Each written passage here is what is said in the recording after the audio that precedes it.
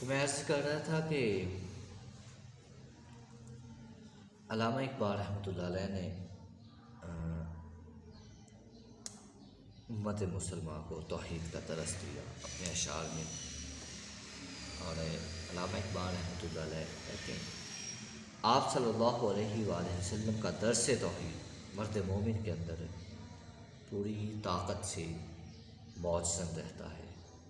آپ صلی اللہ علیہ وآلہ وسلم علاقے کی سربراہی، دولت کے انبار اور کسی شہزادے سے شادی کی پیشکش ہوئی، مگر آپ صلی اللہ علیہ وسلم نے نہ صرف اسے مسترد کر دیا بلکہ ہمیشہ کے لیے پیمانہ طے کر دیا کہ اگر کفار میرے دائیں ہاتھ پر سورج اور بائیں ہاتھ پر چاند بھی لا کر رکھ دیں تو بھی میں توحید الہی بیان کرنے سے باز نہیں رہ سکتا.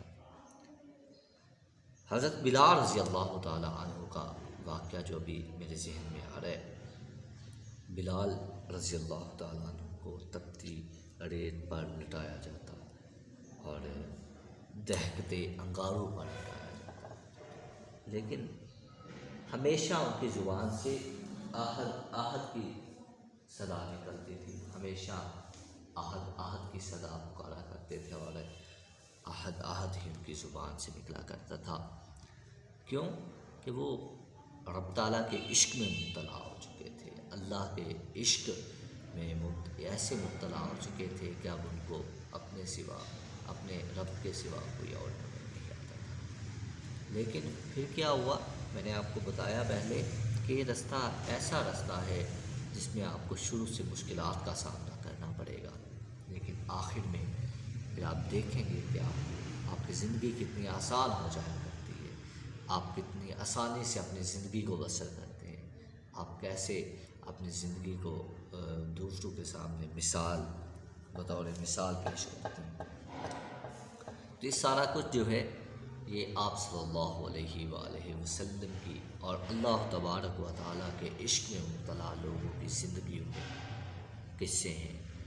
اور یہ صرف بتانے کے لیے نہیں ہے بلکہ یہ حقیقت پر مبنی ہے. اور ایسا ہوا کہ حضرت بلال رضی اللہ تعالیٰ عنہ جب آپ صلی اللہ علیہ وسلم کے عشق میں مبتلا ہو جاتے ہیں، جب اللہ کے عشق میں مبتلا ہو جاتے ہیں تو حضرت بلال رضی اللہ تعالیٰ عنہ کا جو مالک ہوتا ہے وہ طرح طرح کی تکالیف دیتا ہے اور اپنے تمام غلاموں کو کہتا ہے کہ بلال کو پوری رات مارتے رہو. بلال رضی اللہ تعالیٰ عنہ کو پوری رات مارتے رہتے ہیں غلام سارے.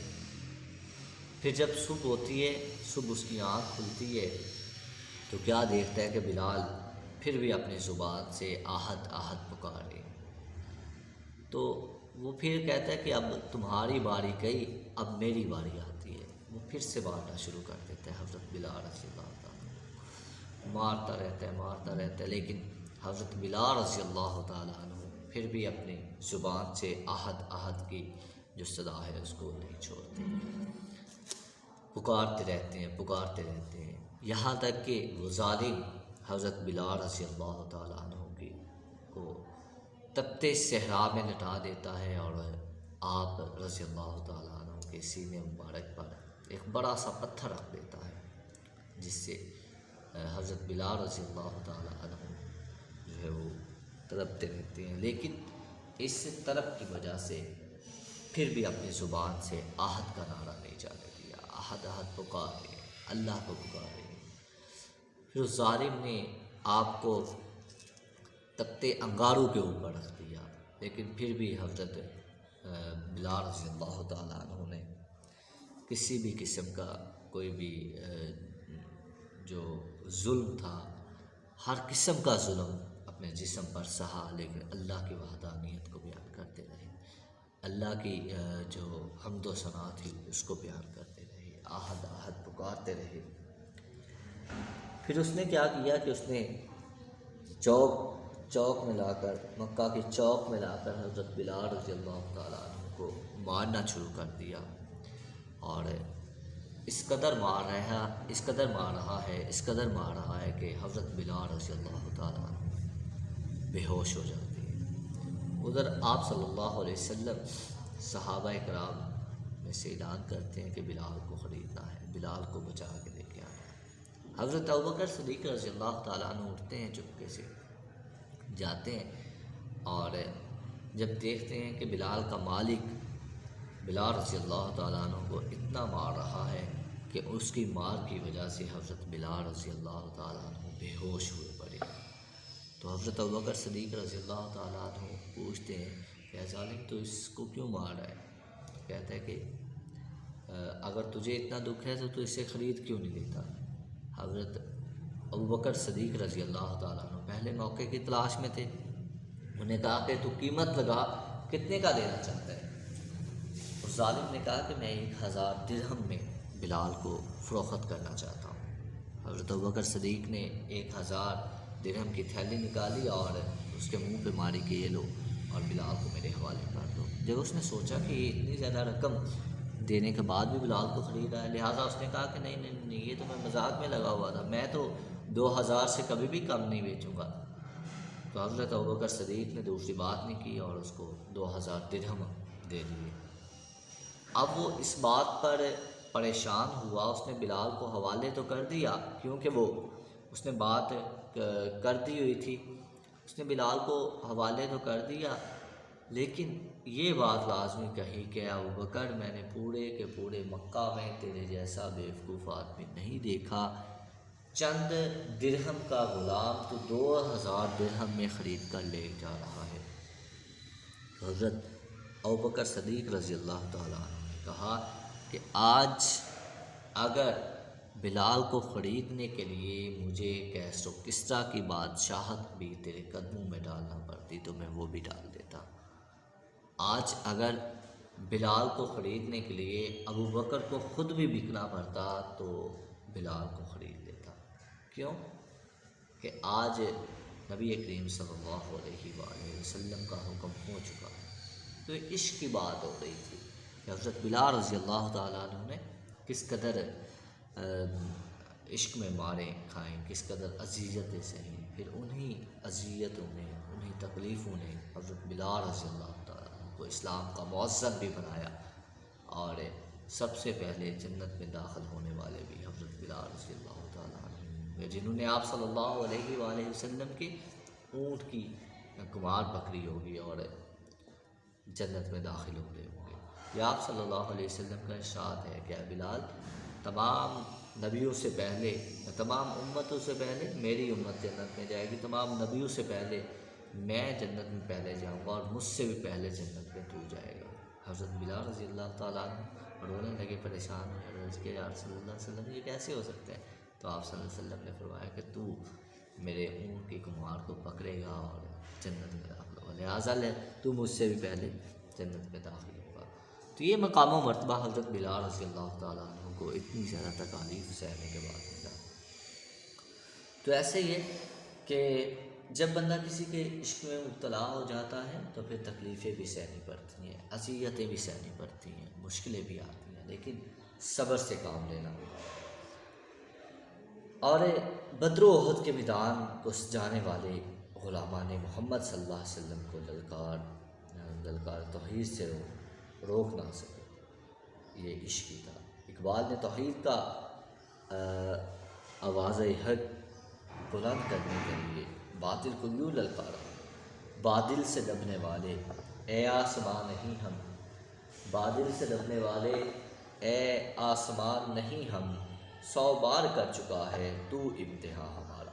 تو اقبال ماضی کی داستانیں سنا کر آج کے مرد خلیل کی تلاش میں تھے، وہ مجاہدین اسلام کے کارنامے بیان کر کے جدید مرد مجاہد پیدا کرنا چاہتے تھے، وہ حکم اعظم پر عمل کرنے والے نڈر، بے خوف اور شجاع پیدا کرنا چاہتے تھے، اور اقبال باطل کی آنکھوں میں آنکھیں ڈال کر للکار کر حیدری بلند کرنا چاہتے تھے۔ اور علامہ اقبال رحمۃ اللہ علیہ کہتے ہیں کہ یہ دور اپنے ابراہیم کی تلاش میں ہے، یہ دور اپنے ابراہیم کی تلاش میں ہے، صنم کدا ہے جہاں لا الہ الا اللہ۔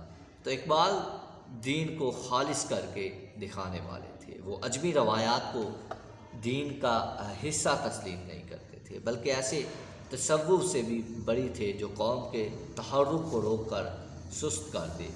وہ دنیا کا مقاطع کرنے اور ترک دنیا کرنے والے کو راہب کہتے ہیں۔ وہ دین کے ساتھ ساتھ دنیا کی سرفرازی کے بھی دعوے دار ہیں۔ وہ ماسوائے اللہ کا انکار کرتے ہیں۔ وہ اللہ الصمد پڑھ کر مسلمان کو بھی ماسوائے اللہ سے بے نیاز ہو جانے کا درس حکمت دیتی ہیں۔ تو ماسوا اللہ کے لیے آگ ہے تکبیر تیری، تو مسلمان ہو تو تقریر ہے تدبیر تیری۔ اقبال کا بہت اچھا شعر تھا، تو ہم پڑھ رہے تھے اقبال کی لکھی ہوئی بہت ہی پیاری اور خوبصورت نظم پیغام، جس کے ہم نے سیکنڈ لاسٹ شعر یعنی جو ہے آخری سے پہلے والا شعر جو ہے اس کو ہم نے پڑھا، اس کی تشریح کی۔ آخری شعر ہے کہ بے خبر تو جوہر آئینہ ایام ہے، بے خبر تو جوہر آئینہ ایام ہے، تو زمانے میں خدا کا آخری پیغام ہے۔ علامہ اقبال رحمۃ اللہ علیہ اپنی اس نظم پیغام کے آخری شعر میں کہتے ہیں کہ اے مسلمان، باطل کو آئینہ بن کر حق اور کفر کا راستہ الگ الگ کر کر دکھا، یاد رکھ تو اس کائنات میں اللہ کا آخری پیغام ہے اور وہ بھی سچا پیغام ہے۔ شاعر مشرق نظم کا اختتام اس خبر صادق پر کرتے ہیں جسے ہر صورت مسلمان کو مقدم رکھنا چاہیے۔ اللہ نے بنی نوع انسان کو ہدایت عطا کرنے کے لیے 1,24,000 انبیاء کرام مبعوث فرمائے۔ اس پاکیزہ سلسلہ کی آخری کڑی محبوب خدا حضرت محمد صلی اللہ علیہ وآلہ وسلم ہیں۔ آپ صلی اللہ علیہ وسلم خاتم الانبیاء ہونے کے باعث قیامت کے زمانے کے لیے ہادی برحق ہیں، اور آپ صلی اللہ علیہ وسلم کی امت اللہ کی محبوب امت ہے۔ یہ امت انبیاء کی سنت ادا کرنے والی ہے۔ یہ امت توحید الہی اور فرمودات الہی کو پھیلانے والی ہے، اور اقبال یہی جذبہ مسلمانوں کے دل میں بٹھانا چاہتے ہیں۔ وہ مرد مومن کو اس کا فرض یاد دلاتے ہیں۔ علامہ اقبال کہتے ہیں کہ مقا فانی مکی فانی، ازل تیرا ابد تیرا، خدا کا آخری پیغام ہے تو، جاوداں تو ہے۔ تو اللہ نے قرآن حکیم میں خوشخبری سنا دی کہ رسول اللہ صلی اللہ علیہ وسلم کا ذکر بلند ہو کر رہے گا۔ وہ ذکر روز بروز بلند تر ہوتا جا رہا ہے۔ آج تکبیر و اعظام میں نام الہی کے ساتھ نام پیغمبر صلی اللہ علیہ وسلم زمین کے گوشے گوشے میں بلند ہوتا ہے۔ زمین پر ہر لمحہ سینکڑوں نئے لوگ دائرہ اسلام میں داخل ہوتے جا رہے ہیں، جس سے اللہ اور اللہ کے رسول صلی اللہ علیہ وآلہ وسلم کا ذکر کرنے والوں کی تعداد میں غیر معمولی اضافہ ہوتا جا رہا ہے۔ اقبال کے درس نے سینہ مسلمان کو روشن کر دیا، اور اقبال نے مسلمان کو اللہ کا آخری پیغام قرار دیا۔ مسلمان حکم الہی اپنے جسم پر نافذ کر کے دیگر اقوام کے سامنے عملی مجسمہ بن جاتا ہے۔ اقبال واضح کرتا ہے کہ جہد مسلسل سے ہی امت مسلمہ اپنا وجود ثابت کر سکے گی، اور اقبال کی اس فکر کا اعلان ان کے کئی اشعار سے ہوتا ہے۔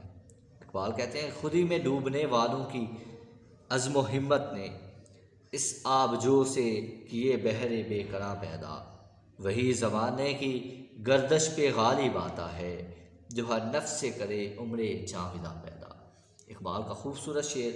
اور اقبال ایک اور جگہ کہتے ہیں کہ سبق پھر پر صداقت کا، عدالت کا، شجاعت کا، لیا جائے گا تجھ سے کام دنیا کی امامت کا۔ تو یہ تھی آج کی نظم علامہ اقبال رحمۃ اللہ علیہ کی، جس کو ہم پڑھ رہے تھے پیغام، جس کی ہم نے تشریح کی۔ اور انشاءاللہ العزیز ہماری ایک نظم جو رہ گئی ہے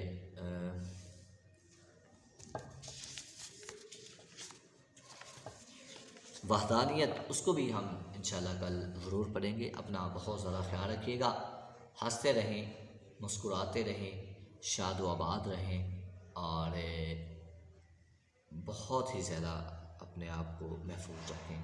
اللہ آپ سب کا حامی ناصر ہو۔ اللہ حافظ ناصر۔ بہت شکریہ آپ کا۔